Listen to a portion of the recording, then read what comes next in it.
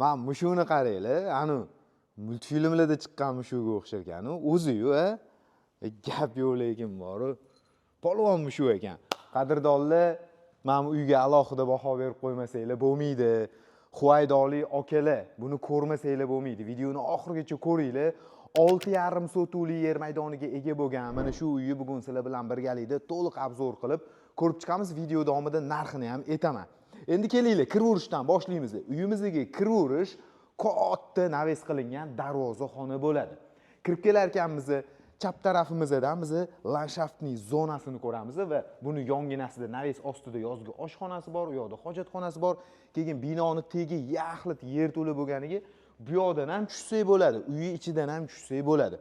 Bu yoqdan alohida oshxonani ko'ramiz. Bu oshxonamizning yonginasida ota-onalar uchun mo'ljallangan o'zini sanuzli bilan birgalikda yotoqxona bo'ladigan bo'lsa, mana bu yerda o'zingizlar ko'rib turibsizlar. Juda ham chiroyli tapchan qo'yilgan. Lekin mana landshaftning zonasiga borib, men maza qildim. Naryo tarafdagi so'rilarni ko'ryapsizlarmi?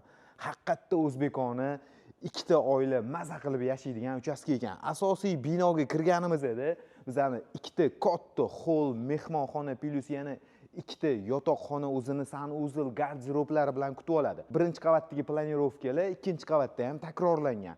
Ikkinchi qavatga chiqqanimizda ham bizani keng hol, umumiy yuvinish xonasi, hojatxonalari va ikkita mehmonxona, ikkita yotoqxonasi o'zini ichida garderob, sanuzillari bilan birgalikda bo'lyapti va o'zini juda ham chiroyli katta balkonlari ham bor. Umumiy hisobda uyimizda 9 ta xona va 5 ta sanuzil bo'ldi. Plus binoning tegidagi yerto'lasi ham yaxlit katta qilingan. Ma'lumot o'rnida aytib o'tib ketaylik, uyimizda 2018-yilda qurib bitkazilgan, egalari 2020-yilda ko'chib kirishgan.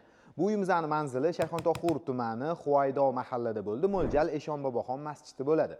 $490,000 so'ralyapti. Qadrdonlarim, pastda joy egalarini nomerini qoldiramiz. Agar tepasida savdo qiladigan bo'lsanglar, albatta kelishiladigan joylari bo'ladi.